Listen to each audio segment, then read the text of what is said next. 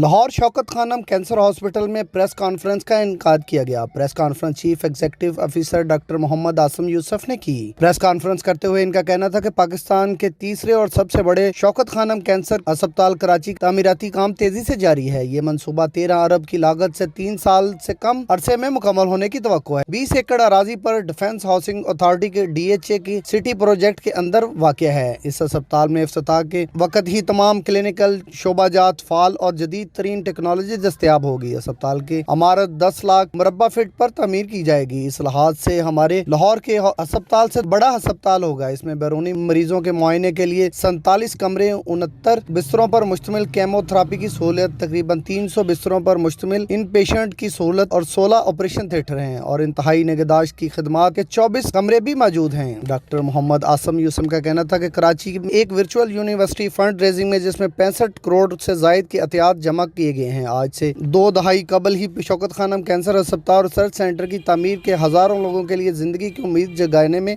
बुनियादी किरदार अदा किया था। आज हम पाकिस्तान के तीसरे और सबसे बड़े कैंसर अस्पताल की तामीर तेज़ी से जारी है और हम उम्मीद करते हैं कि हमेशा की तरह अब भी पाकिस्तान अवामी फराख दिली से तेज़ी से फैलते हुए Shaukat Khanum health care system की मदद जारी रखेंगे। ताहम एक दिन पाकिस्तान में कैंसर के मरीजों की इस तकलीफ दे सूरत हाल पर काबू पा लिया जाएगा। कैमरामैन तालिब हुसैन के साथ शाहिद रजा, आवाज़ न्यूज़, लाहौर।